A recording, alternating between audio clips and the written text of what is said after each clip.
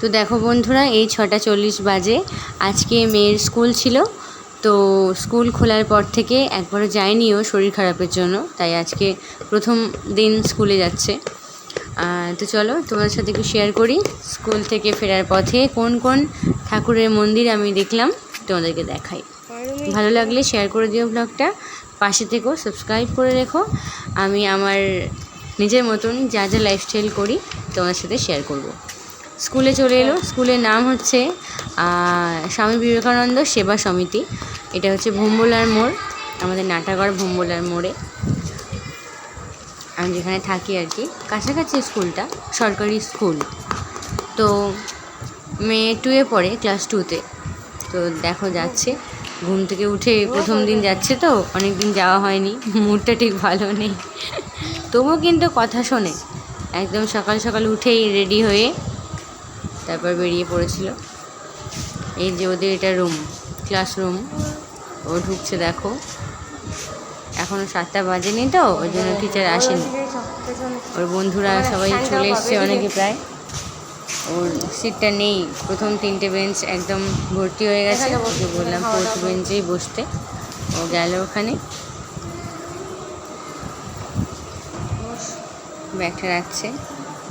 বন্ধুদের সাথে ভাবও আছে, মাঝে মাঝে আবার খিটির মিটির হয় আর কি, বলে। তো এই সময়গুলো আমরাও পেরিয়ে এসেছি, তো আমরাও জানি এরকমই হয়। চলো স্কুলে দিয়ে ওকে আমি বেরিয়ে পড়লাম। প্রথমে একটা মন্দির দেখাই, ওই স্কুলের কাছেই একদম ভোম্বলার মোড়ের সামনেই শিব মন্দির, শিব ঠাকুরের মন্দির আছে। তো কি নাম দেখি, চলো।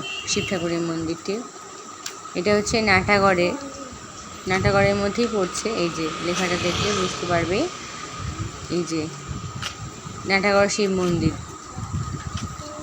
এই যে ঠাকুরটা হয়তো দূর থেকে ভালোভাবে দেখা যাচ্ছে না। এই যে দেখো, জয় বাবা ভোলেনাথ, খুব সুন্দর না? তো এবার চলো আর কোথায় কোথায় মন্দির আছে তোমাদের দেখাই।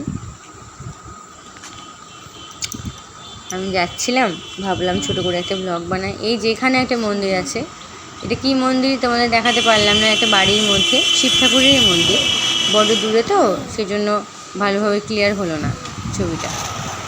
তো যাই হোক, এবার যাচ্ছি নাটাগড়, মেন নাটাগড়ে। এটা হচ্ছে অটো স্ট্যান্ড, নাটাগড় মার্কেট আর কি। এখানে একটা বড় শিব ঠাকুরের মন্দির আছে, খুব সুন্দর। এই কয়েক বছর হলো নতুন করেছে আর কি। এটা হচ্ছে বাবা নকুলেশ্বর মন্দির, শিবেরই মন্দির। দেখো ঠাকুরটা দেখতে পাচ্ছ কি? পাচ্ছ না হয়তো, অনেকটা দূরে তো সেই জন্য। হয়ে গেল একটা দেখে নিলে, 3টে দেখালাম। এবার এলাম নাটাগড় থেকে অনেকটাই দূরে।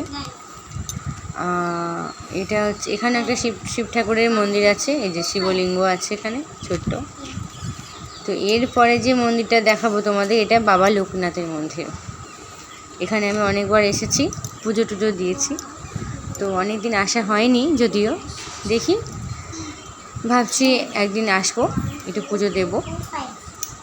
তো সকালে মন্দিরটা খোলা থাকে না, তোমরা ঠাকুরকে দেখতে পাবে না, বাবা লোকনাথকে, শুধু জাস্ট মন্দিরের উপর অংশটাকে আমি দেখালাম। মন্দির খোলেনি এখনও, একটু বেলায় খোলে, এখন তো 7টা বাজে, তো এখন খোলেনি, ওই 8টা-9টা নাগাদ খুলে যায়। তো আরেকটি জায়গায় আমি এলাম, ওখান থেকে কিছুটা দূরে, আমাদের একদম পার্থপুরের কাছাকাছি আর কি। তো এটা হচ্ছে, এটাও শিবের মন্দির, শিবলিঙ্গ আছে এখানে। আমরা নীল ষষ্ঠীতে জল ঢালি শিবের মাথায়, তো ওই মন্দিরটা এলাম, তোমাদেরকে দেখালাম। সুন্দর, ভালো।